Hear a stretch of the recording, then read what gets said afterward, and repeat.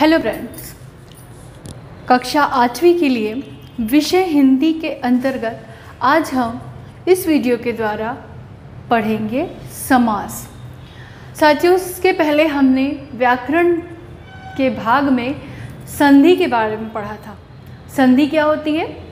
संधि दो वर्णों के मेल से जो विकार उत्पन्न हो उसे संधि कहते हैं। बिल्कुल उसी तरह दो शब्दों या पदों के मेल से जो विकार या परिवर्तन उत्पन्न होता है उसे समास कहते हैं। तो मित्रों, समास क्या होता है?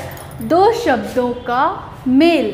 संधि में दो वर्णों का मेल होता है और समास में दो शब्दों का मेल होता है, उसे हम समास कहते हैं। अब ये जो दो शब्द होते हैं, एग्जाम्पल, देश रक्षा में सैनिक शहीद हुए। देश रक्षा में देश और रक्षा दो शब्द आपस में जुड़ गए, तो ये इस प्रकार का जो विकार उत्पन्न होता है उसे समास कहते हैं। परहित, रसोई घर, राजपुत्र, राजकमल, नीलकमल, नवयुवक, पीतांबर, लंबोदर, ऐसे बहुत सारे शब्द होते हैं हिंदी में जो संधि नहीं परंतु समास का उदाहरण होते हैं। तो साथियों, की जो दो शब्द या दो पद मिलते हैं उनमें कभी कोई एक शब्द प्रधान होता है, उसकी कोई खास विशेषता होती है, कभी दूसरा पद प्रधान होता है, उसकी अपनी विशेषता होती है, कभी दोनों पद समान रूप से महत्वपूर्ण होते हैं। तो ये दो शब्दों या दो पदों के महत्व के आधार पर समास को 6 प्रकार में विभाजित किया गया है, जिनके नाम हैं द्विगु समास, कर्मधारय समास, बहुब्रीहि समास, द्वंद्व समास, तत्पुरुष समास और अव्ययी भाव समास।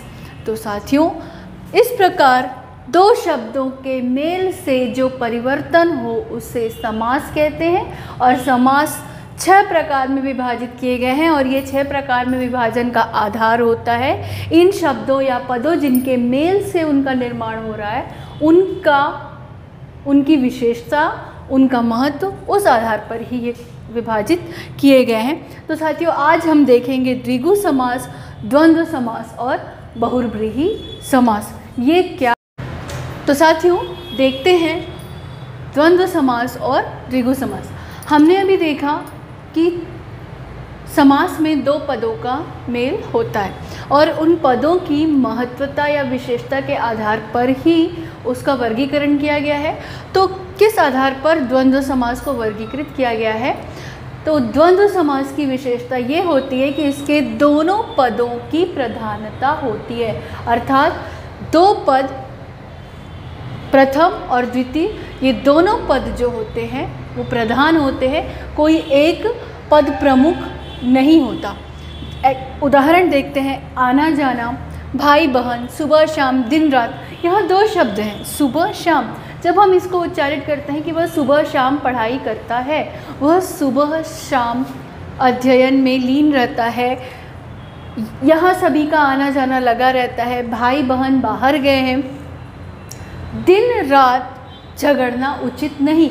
इस प्रकार के जब हम वाक्यों का प्रयोग करते हैं तो उस वाक्य में दिन और रात दोनों का महत्व समान होता है। इस प्रकार इसे हम द्वंद्व समास कहते हैं। और द्वंद्व समास की प्रमुखता ये है कि दोनों पदों के बीच ये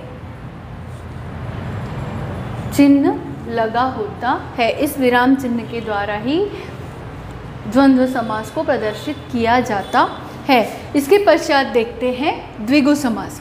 साथियों, द्विगु समास का सबसे प्रमुख गुण ये है कि वो प्रथम पद संख्यावाचक दर्शाता है, जैसे चौराहा, शताब्दी, पंचतंत्र और तिरंगा। चौराहा, इस चौ से स्पष्ट है कि ये 4 राहों का समूह हमें बताता है। शताब्दी, इसमें शत जो शब्दांश है ये हमें बता रहा है कि शत यानी 100। पंचतंत्र, पांच तंत्रों का समूह। तिरंगा, 3 रंगों का समाहार। तो साथियों, प्रथम पद जहाँ पर संख्यावाचक हो उसे द्विगु समास कहते हैं। तो दो शब्दों के मेल को समास, जहाँ दोनों शब्द समान हो वो द्वंद्व समास, जहाँ प्रथम पद संख्यावाचक हो वो द्विगु समास का उदाहरण होता है। तो इसके पश्चात अब हम देखते हैं बहुब्रीहि समास। तो साथियों, बहुब्रीहि समास में दोनों पद मिलकर नया तीसरा पद निर्मित करते हैं। कैसे देखते हैं? लंबोदर, लंबोदर जो शब्द है, यहाँ लंबा और उदर ये दो शब्द मिलकर लंबोदर बना रहे हैं, परंतु लंबोदर बोलते ही हमें गणेश जी का ध्यान आ जाता है। तो इसका समास विग्रह कैसे किया जाता है? लंबा है उदर जिनका ऐसे गणेश।